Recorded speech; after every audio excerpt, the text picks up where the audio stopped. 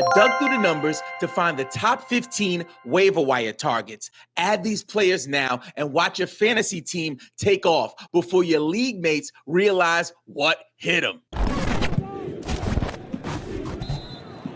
We believe every NBA fan should play fantasy basketball. The first player we want to take a look at is Jalen Tyson. Your man has been cooking with hot bacon grease. Over the last 9 games, he's put up double figures in 7 of those games.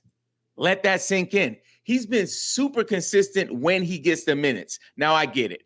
Much of this production is caused by the fact that there are a bunch of injured guys in Cleveland right now. And when those players come back, like the Max Struses of the world, we'll see his fantasy value downtick or come down just a little bit. But while he has the opportunity, look for potential in what he brings to the table. He brings tons of consistent streaming value for you, but feel free to drop and add as necessary. He's only rostered in 10.7% of ESPN leagues, so he is widely available. It's also worth noting that he really puts on for the city when it comes to steals, blocks, as well as assists. So on the season, he's averaging 1.1 steals per game.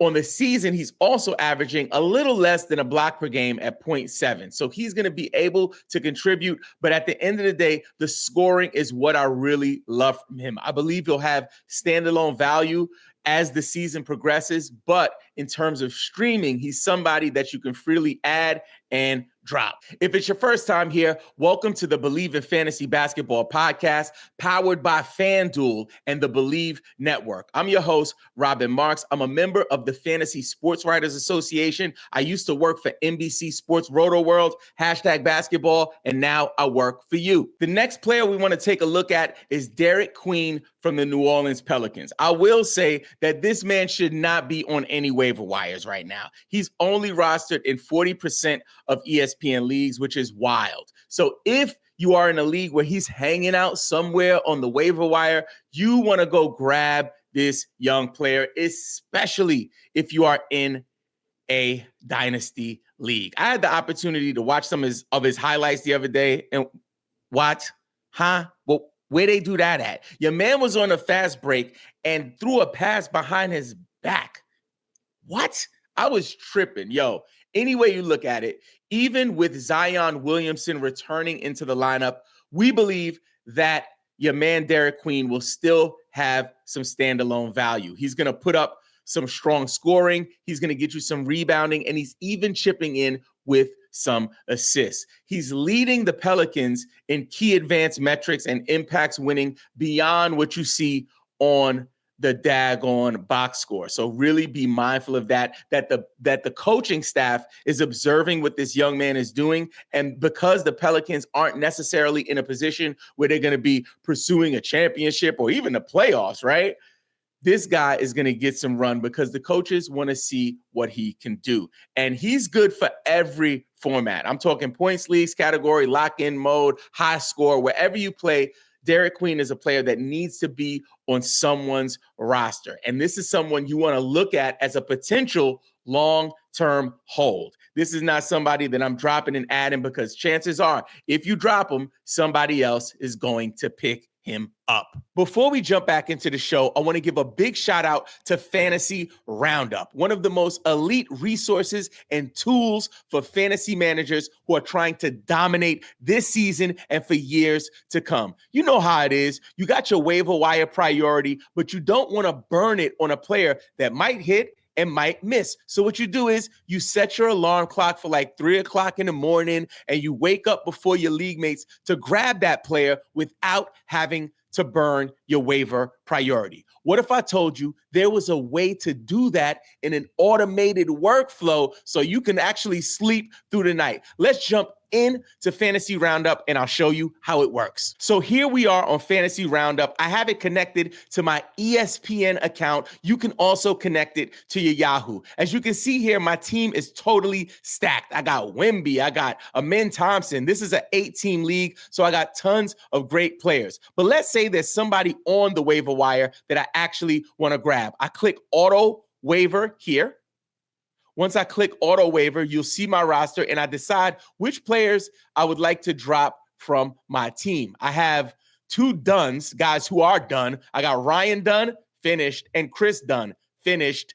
And then you just click on the bottom here where it says select players to add. So here we are in the waiver wire free agent pool. There are a couple of players that I've been looking at, and I want to make sure I can secure them without burning my waiver priority. The first one is Matas Buzeles, who is available. And then we have Kevin Porter Jr. All I have to do now is schedule the swap. As you can see here, I have the swap scheduled for November 9th at 3 a.m. Now I just click review and confirm. I give it one last check, and after that, I click confirm swap. So no more waking up at 3 a.m. to go sneak and grab players off the waiver wire. You can let the system do it for you. And the great news, Fantasy Roundup is offering a 7-day free trial. So you can try this out yourself. If you decide that you want to keep it long-term, it's only $6 a month. You'll find more info in the pinned comment and the description below. Or just visit fsroundup.com. Check it out and start your free trial today. Your future self and your fantasy record will thank you. Now let's get back to the show. The next player we want to take a look at is Peyton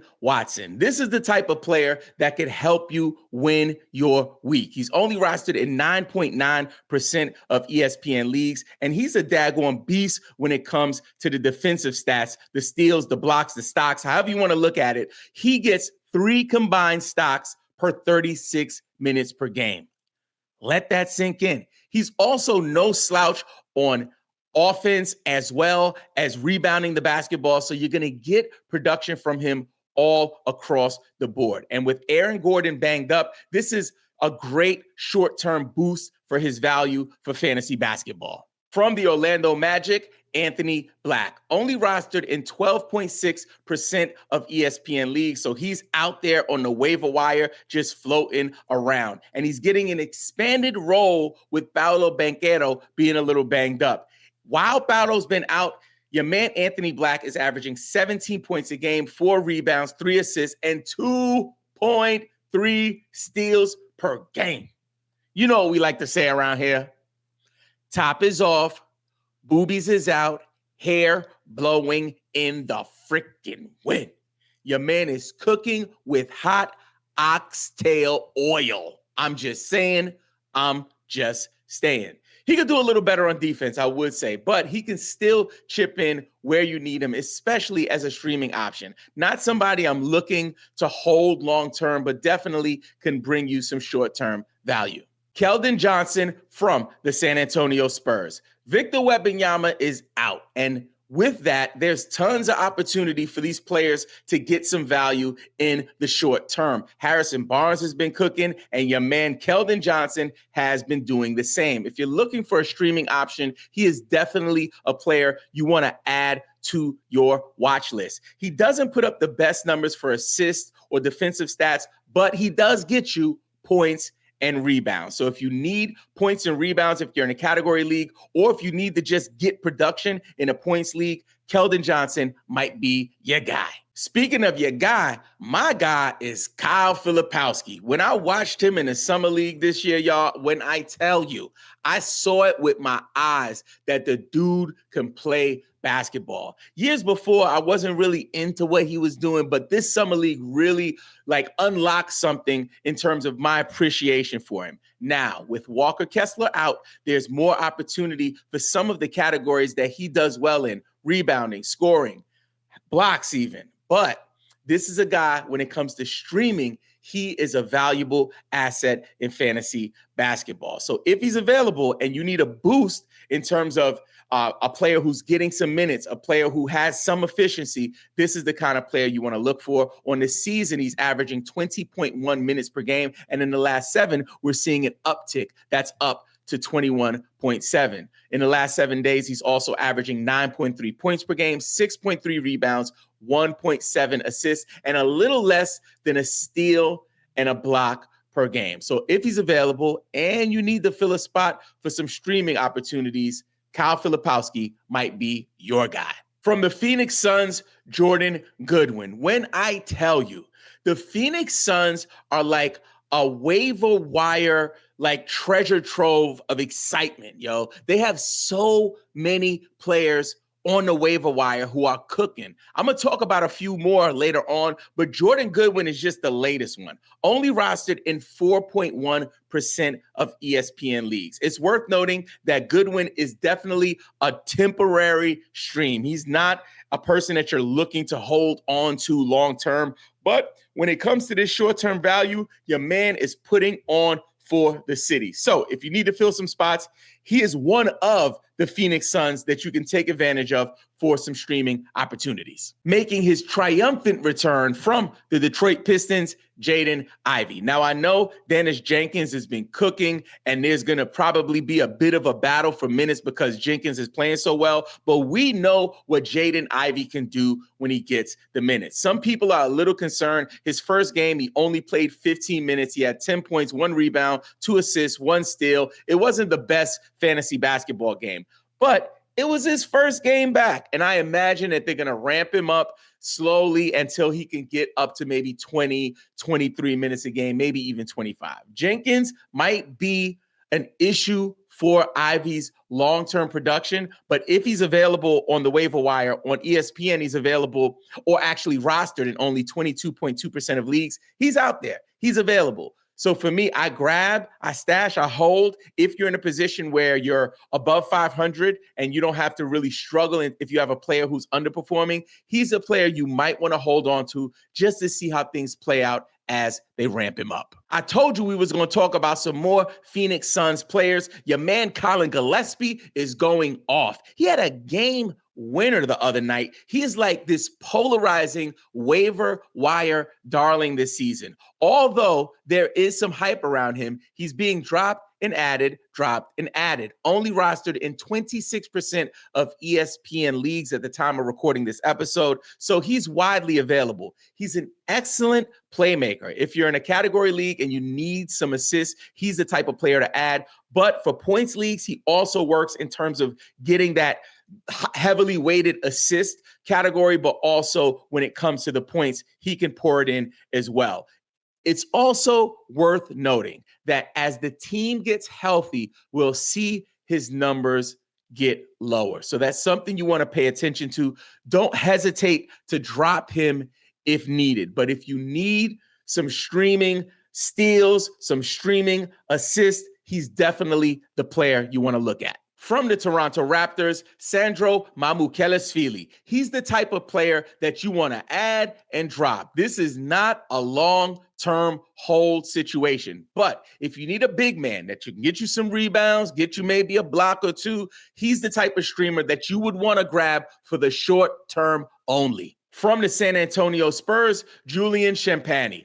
This player is a baller. I've had him over the years, grabbed him here and there, and now he's getting a spike very similar to your man Keldon Johnson because Victor Wembanyama is out. If you need to get some scoring, if you need some threes, especially if you're just looking short term, Champagnie might be your guy. Not a player that I'm looking to hold on to long term, but for this week and maybe even the next couple weeks, somebody you want to ride the value train as long as it's rolling. Speaking of rolling, your man Zach Edey is about to be rolling for the rest of the freaking season. He was on the waiver wire because he was banged up earlier on in the season. Only rostered in 38.3% of ESPN leagues, which means people are still sleeping.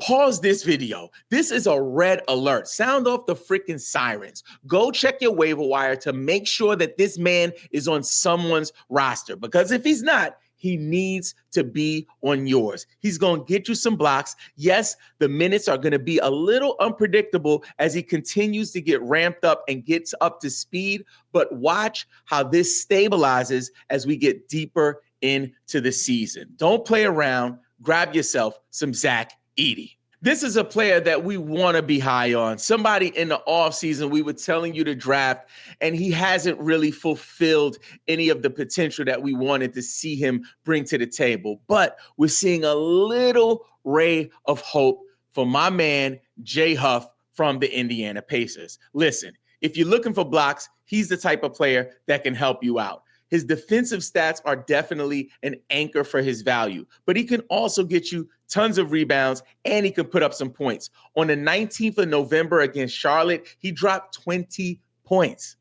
Let that sink in. Over the last 7 days, he's averaging 20.3 minutes per game, which is an uptick from his season average of 15.9 minutes per game. And there's more. His points per game were at 10 over the last 7 days. But check this out. Over the last 7 days, Jay Huff is averaging 2.7 blocks per game. I don't give a shih tzu puppy. Where you at, where you been, that is value for your fantasy basketball team. So if you in a Roto league, a daggone category league, a points league, lock-in mode, DVS mode, DFS mode, high score, low score, I don't care what kind of league you in. If you need short-term value, this is a player that you can grab. Cameron Johnson from the Denver Nuggets has disappointed this season. I thought he was going to be way better than this, but now he's turned into this waiver wire target where people were drafting him during draft season. Now he's all over the waiver wire, only rostered in 28.2% of ESPN leagues. So he's the type of player that when you're looking for threes, you can get some production from him. If you need some points, you can get some production from him. The issue that we have is that it is shaky, baby. He's up and down like a freaking roller coaster, and it's hard to keep your hat on when you have him on your roster. So I'm not looking at him as a long-term hold, but definitely a player that was getting drafted. You can use him later as a waiver wire target, especially if you're trying to fill some gaps for streaming. From the Milwaukee Bucks, Kyle Kuzma. Kyle Kuzma has been one of my least favorite fantasy basketball players over the years. There was a run when he had some time in Washington where they were kind of featuring him as a premier scorer, and he had some value. Even then, I was like, keep me away from that dude.